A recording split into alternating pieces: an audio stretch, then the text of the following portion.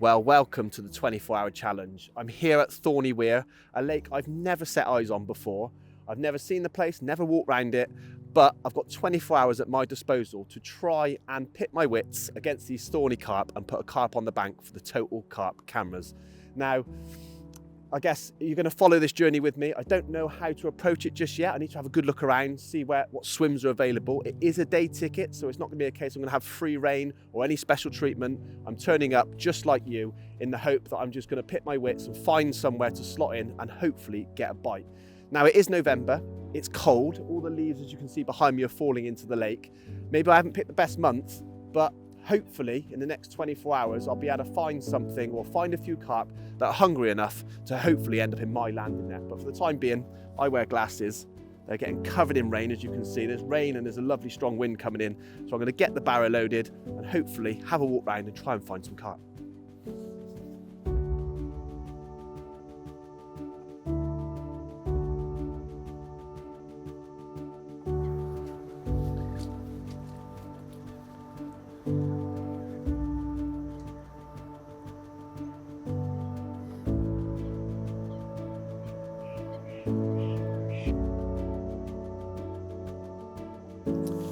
Well, that's it, the barrow's loaded. I've actually had a quick walk round. Well, I've actually done 2 laps now, and unfortunately I haven't seen anything. But the area that does look the most enticing is off the back of the wind, and as you probably guessed it, the reason why I seem to be gravitating to that area is it's actually the longest walk round from the car park. Now, immediately what's jumping out at me is there's an opportunity to maybe fish in some little poke holes as well, which Thorn is famous for, some lovely snaggy little bays. So I may just plot this up somewhere, have another look, and if I don't see anything, I may just spend a couple of hours in some of the snaggy little bays. But without further ado, I'm not going to catch anything with the rods on the barrow. Let's get going.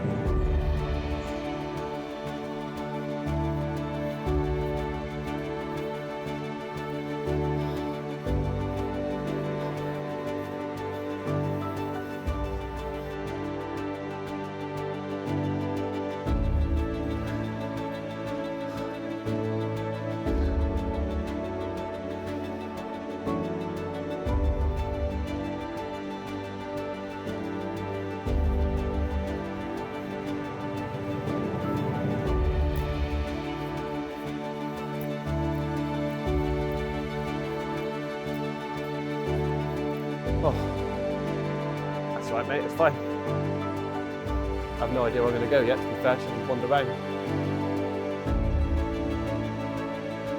All looks the same, pretty much, all bleak, all dead and bleak.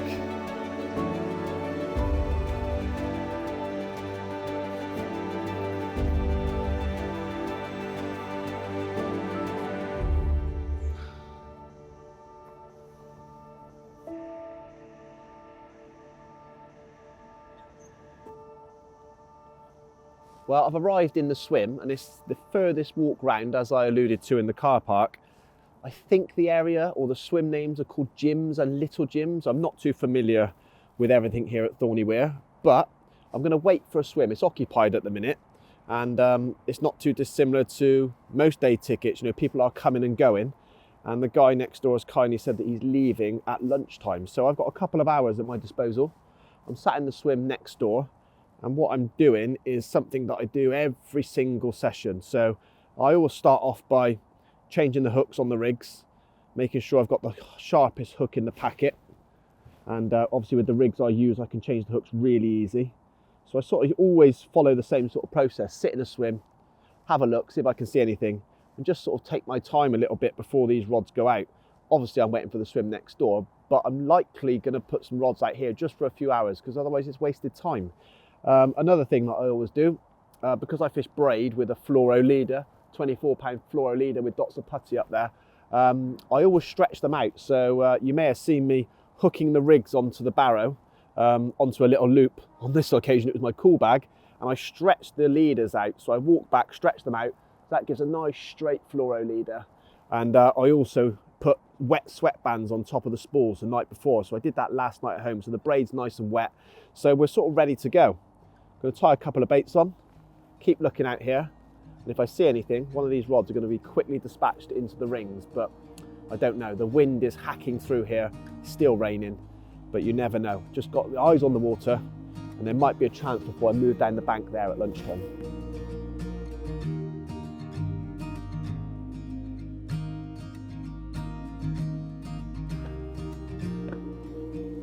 It's like my blue Peter scissors, basically from my child, that basically says, you're not going to cut your hands in half. Yeah.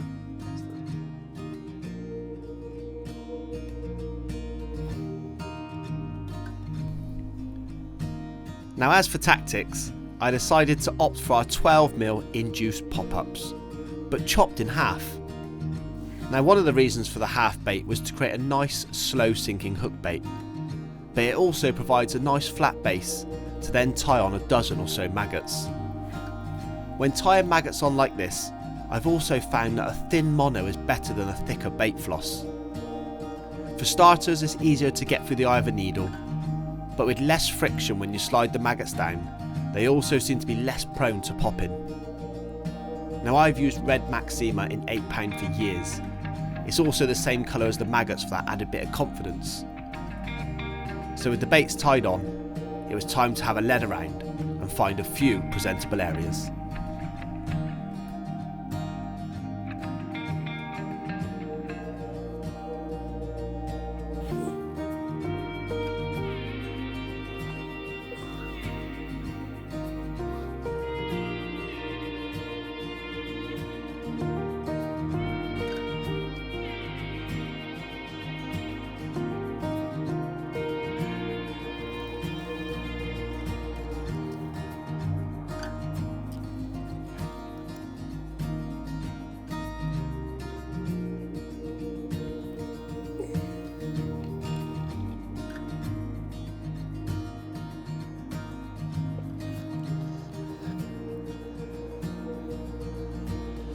Well, I'm not going to be, well, the plan is not to fish this swim for very long, so I'm just having a couple of quick chucks.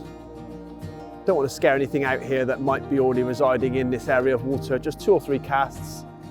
I can see that it's low-lying weed. There's some sort of silty pockets in between, so I think that's just good enough. I'm going to put some fairly light leads on. Hook links, I guess in today's hook link world, are abnormally large. I fish them about 10 inches long, so I know that's going to sit well over any of the debris on the bottom there. Get a couple of rods out, sit back, stay dry. Might catch a bonus fish before we move into the next swim.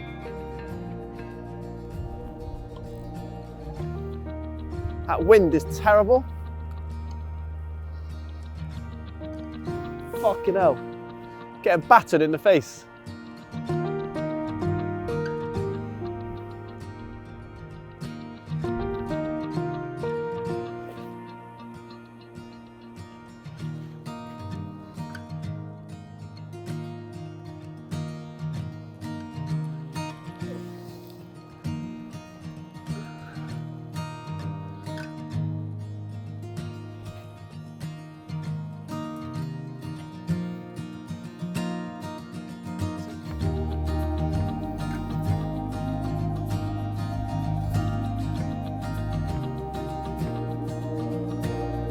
Yeah, I mean it's fine now. Just want to just like to tease it down, don't you? That one's done.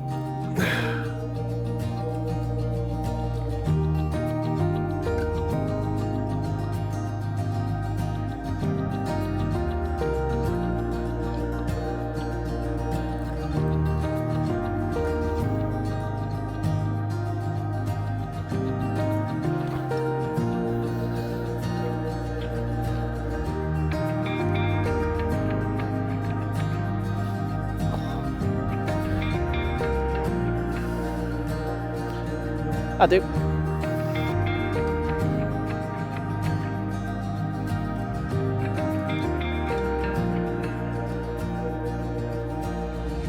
Well, we picked the right day of it. The rain has been torrential since we got here, as you can see. The rods are still fishing. Those 2 single hook baits went out. I've had them out there for about an hour now. Unfortunately, the guys next door, which is the area that I mentioned I was waiting to get into, are going. So I'm just going to leave the rods there. It's literally a stone's throw to the swim next door.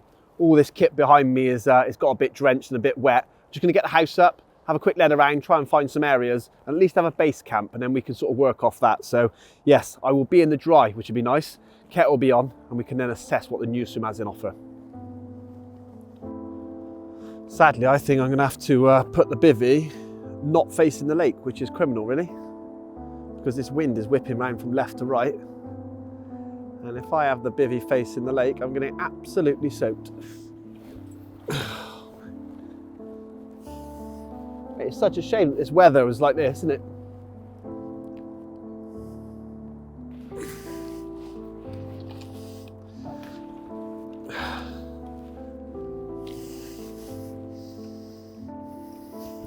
I could actually put it where you're standing there, and I get a view of the lake, but that'd do. Whee!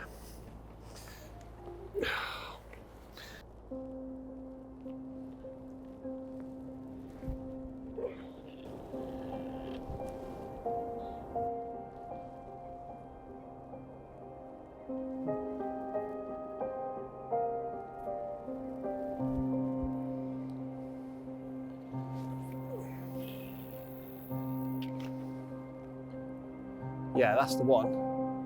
There's a little gravel seam. Well, it's actually chunky gravel from what I can feel. And as it stretches out to the left a little bit, it goes into softer silt.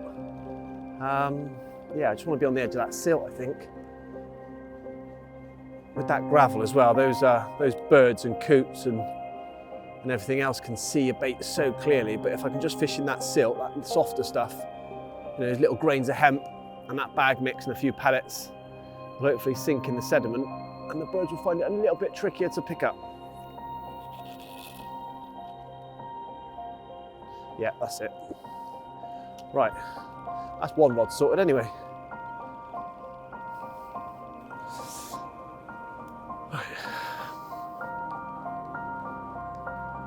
Well, I've just having a little lead around for my left-hand rod just by that snaggy island over there.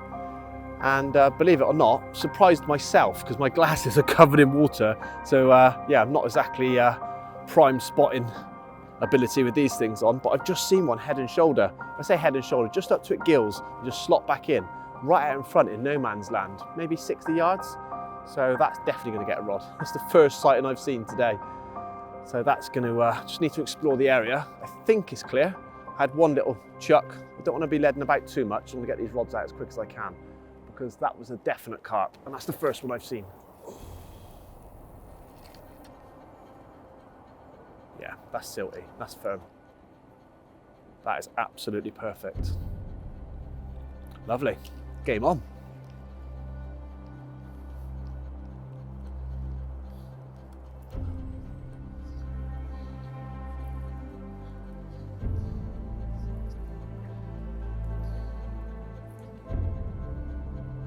Well, I've got a bit of a plan now, which I didn't have this morning. I found it really difficult not just setting up when I haven't seen a fish, but everything has changed. As I've mentioned, I've seen one out there about 85 yards. I've just had a lead about, it's really silty, it's a silty bowl, so no weed or nothing to worry about, all presentable. And I caught this fish come up to the gills. I've seen his scales open out, a real nice scaly mirror, hopefully what Thorn is famous for.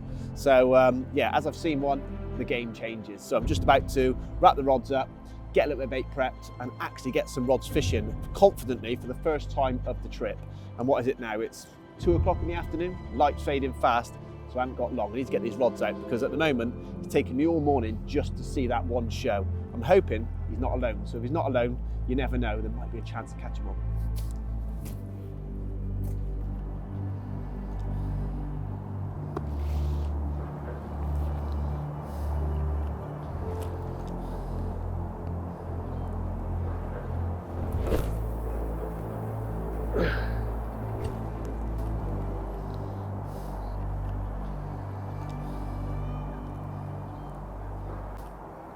Absolute nightmare.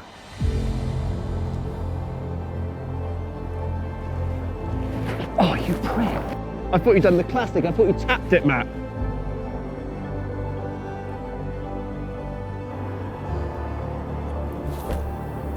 Go on, over to the right, over to the right.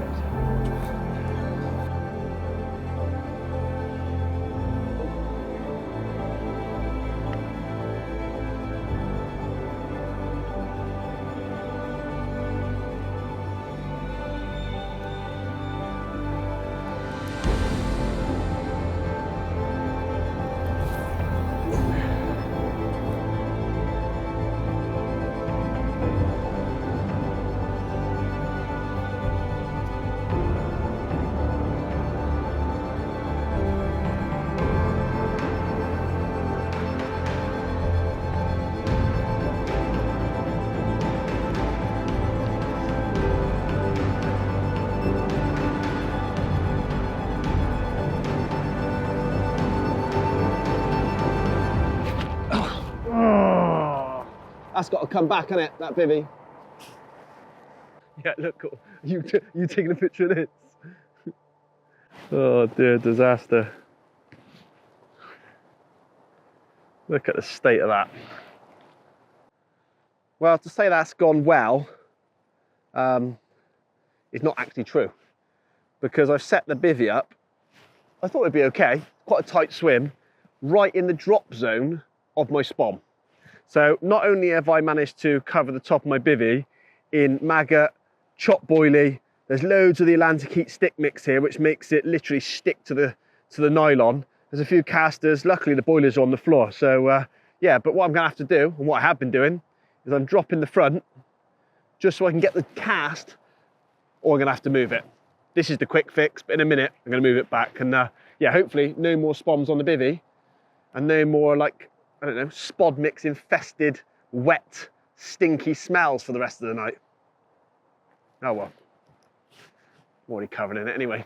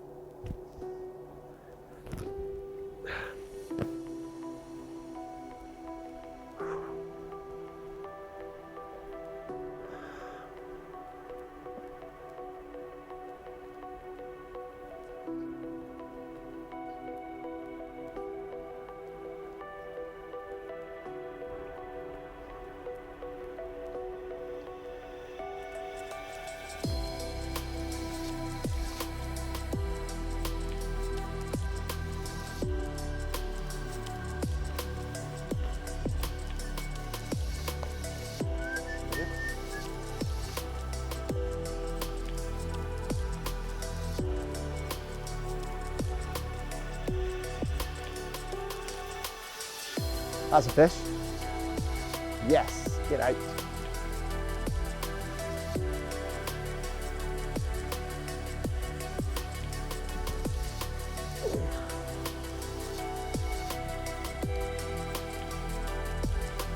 That is weird, man.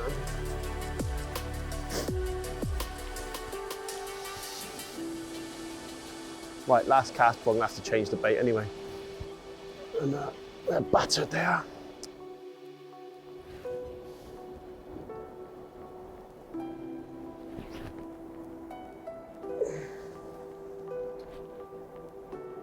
I do.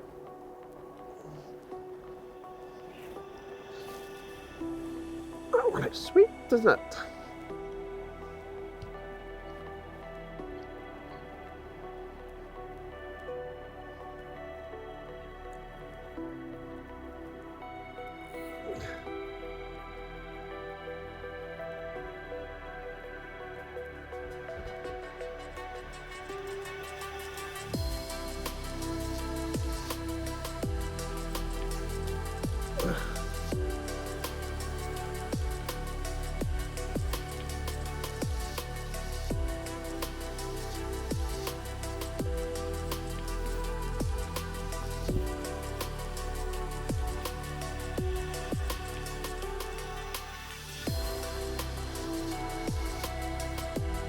Don't know whether to go tight to this bush or put it out where that fish rolled.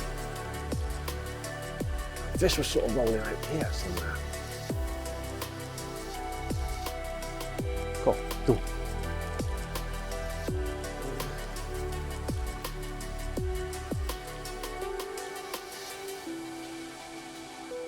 Well, I kind of wish I waited till now. The rain has stopped. Got about an hour's worth of light left. But if everything was done now, it would have gone sweet. But as you've seen, we've done everything in a torrential storm with the rain lashing in our face. But it's gone flat calm now. The ripples stopped, the wind stopped, feels a couple of degrees warmer. I've got one more rod to get out, and I'm actually going to put it down the side of an island to the left. I thought I'd seen a fish there too. So that's two fish I've seen. One where I've got the two rods, I've got two rods on the spot, and I'm going to put the left-hand rod where I thought I'd seen a real subtle show. So one rod to go. And then, time to dry out, put the kettle on, think about some food, 'cause I'm starving. We haven't stopped all day. Right, let's go. That's it. That's exactly where it is.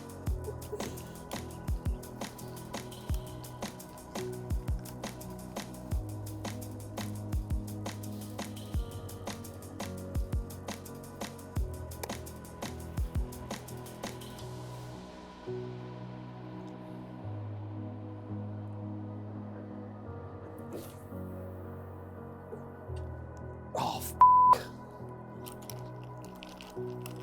oh no, yes. Result. Didn't get out, did you?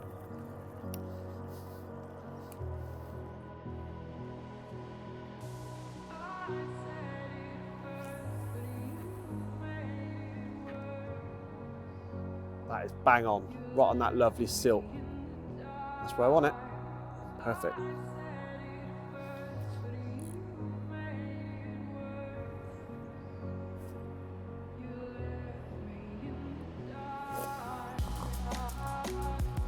Well, that's the first time today I've managed to get all 3 rods out, and I must admit it feels good to be fishing properly. I'm having a bit of trouble with this duckweed. It's all over the swim, going out about 2 rod lengths. It's clinging to the, well, I'm fishing braid. It's clinging to the braid like lots of little heavy back leads, so it's pulling the braid down. I'm sure it's not going to cause any problems if we get a take, but it's everywhere, all in the margins. But that is it. I'm fishing the best I can do right now. Feels good. Took a little bit of time to get rods out. I'm a bit of a stickler for making sure they go out absolutely perfect. So I like to see the bait and the lead separating in the air. I know it sounds crazy, but I like to watch it out. I'm sure most people do it, but you see the lead and the bait in flight, and it hits the clip perfectly, and that hook bait throws itself away. So as it goes down on a nice tight line, hits the clip with that bait separation, I know I'm fishing. So they are as good as I can get them. There's a chance for a bite, fingers crossed.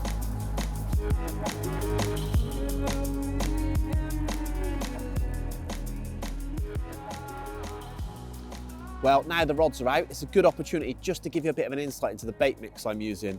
Firstly, I just want to talk about bait application.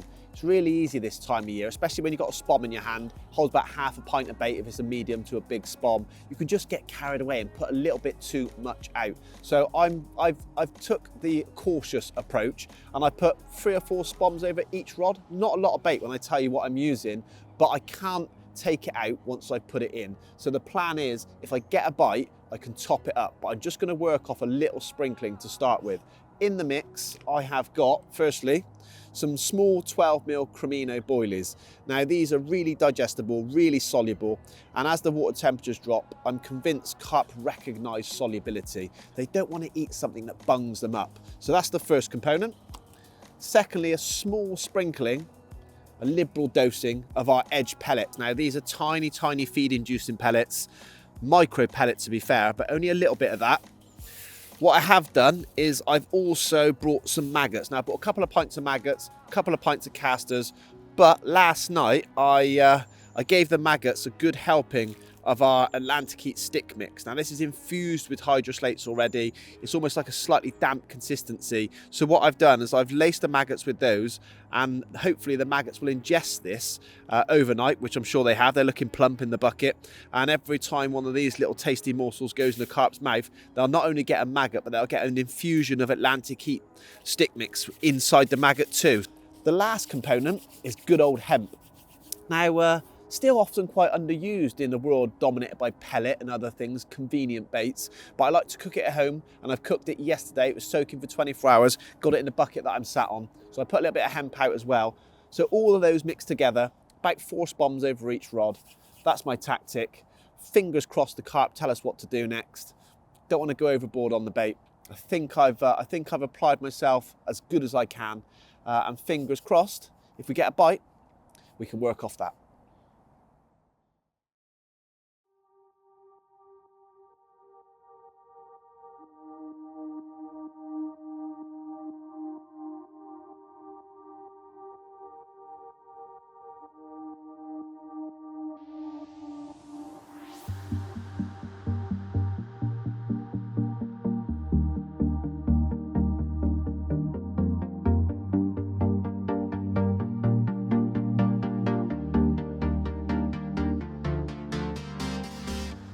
Well, good morning, and sadly, as you can tell, the most exciting thing about this morning is I'm cooking breakfast. Well, not cooking, it's some porridge, some fruit, and really just to fuel the tank, because last night I caught nothing. Didn't hear anything, got up first light this morning, well, before first light, been sat out at the end of the swim, seen nothing, heard nothing. I got it wrong, unfortunately. And when you're on these 24-hour challenges, you only get a finite period to make the right decisions. I think in hindsight, I've made the wrong one. Not knowing the lake at all doesn't help, of course. Theoretically, I've had like a couple of casts, that's it, one in the previous swim, and I put the rods out last night. So yeah, time has not been on my side, but I guess that's the concept of the 24-hour. But I'm not gonna give up hope. I'm gonna eat this breakfast, fuel Matt behind the camera, and then we are going to get on our toes and try and utilize the last couple of hours that I've got left of the challenge, and I'm going to quickly dot around the lake and just cast into some little back bays, some little channels. Really is not a last chance saloon. I just want to make the most of the time I've got at my disposal, and without having another night at my luxury, I've got to try and make something happen. So quickly get this down, and I'm going to get back on my toes, load the barrow and go that way. The long walk back towards the car, but hopefully stopping at a couple of little likely looking areas just to flick a couple of baits out. Never know. Can I save it? Time will tell.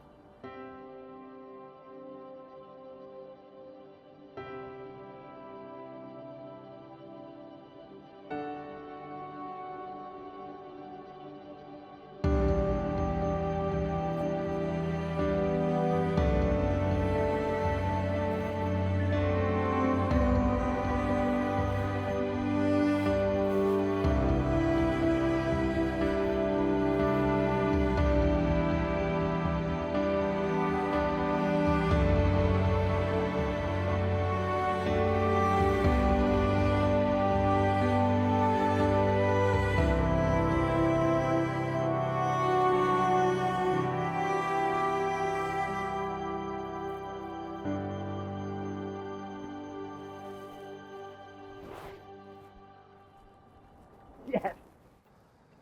Oh, that's a big relief. These 24-hour challenges, I have to admit, come with a bit of pressure, especially when that time's ticking away and you haven't got much time left in the morning. I felt a bit dejected today, and as you would have seen, let me just kneel down a little bit. As you would have seen, I was just about to pack up.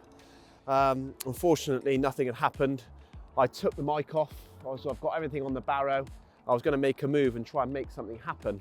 But then I left the rods out, as you do. I was just about to pack the last few bits in the bag, and this left-hand rod, who's fishing up to like a snaggy island, literally just launched round.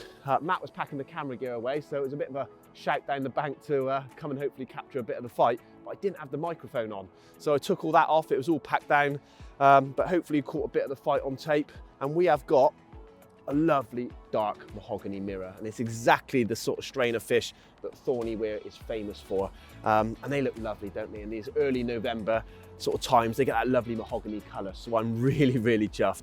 And so I'm going to leave it resting in the net. I'm just going to get myself sorted. I'm going to have to unpack all the kit again because I want to celebrate your cup of tea, and we'll get some photos done. But yes, I'm really happy. What a result. It's all come good, literally within the last hour. Although the 24-hour challenge is complete, we've caught a carp, which is great, I've still got about an hour left before it's end of time. So the fish is in the net, as I've mentioned. This rod, I had two on the spot last night, two on the same spot out in open water. They haven't produced. So I'm just going to quickly skip this rod in, and I'm going to put it where I just had that bite. You never know, might get a chance of another bite. Fish might be moving into those little finger bays as the sun is sort of reaching a bit higher in the sky. Yeah, not being greedy, of course I'm not, but if I can capitalise on a little window of opportunity, you never know, might end up having two. So time is the essence.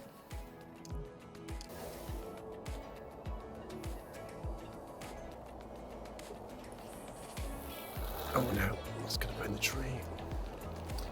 It wouldn't have gone in the tree, it would have been perfect.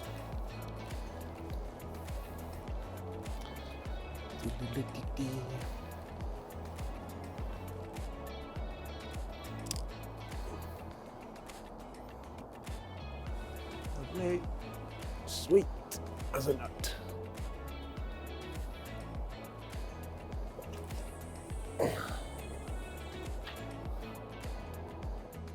Sim.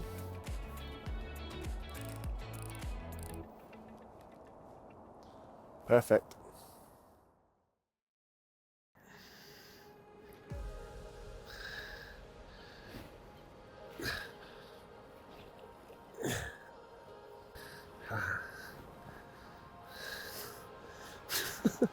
Oh dear. Well, trust me, there is definitely a carp in here somewhere, but I've got what feels like a couple of pounds of duckweed in the net as well. Covered my hands, look at that. So yeah, I'm just gonna gently lift him out the net, slip into the sling, weigh him, and then try and give him a bit of a clear down because he's covered in duckweed. Well, there he is. Little induced pop up there. Bunch of maggots. Oh. Oh, right. £23. There he is. That's a great result, that is. Right, let's do some pictures.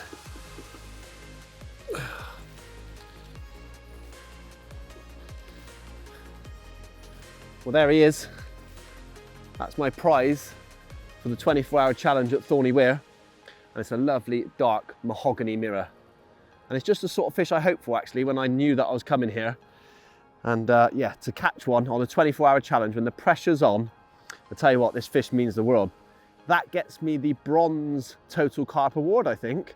£23, I think silver's 25, obviously gold's £30. But this one, regardless of size, yeah, completes the challenge. Well, it's time to head back now. I've got a 2.5-hour drive back. A little bit lively. Let's get a slip back and yeah, we'll be on the road. Well, we want them to go back in good condition and give them every opportunity to stay healthy. And one thing which is really, really important, and it's actually something you don't see in a lot of anglers' bag, which has really surprised me because you could argue it's one of the most important things to carry as an angler. It's just a simple pot of carp care kit. So I've just treated the wound there, a little bit of water to seal it. And yeah, hopefully he will go back, no problems at all, and make another angler very happy. Oh, there we go. Mate, I had a serious fashion malfunction before I come out. I grabbed my waterproof jacket, which is in camo world is I think Flectarn. And so I go a layer deeper. I've got a DPM fleece. I've got a different coloured DPM set of waterproof leggings, but mate, the trend at the moment is Realtree, so I couldn't go without chucking the Realtree muck boots in.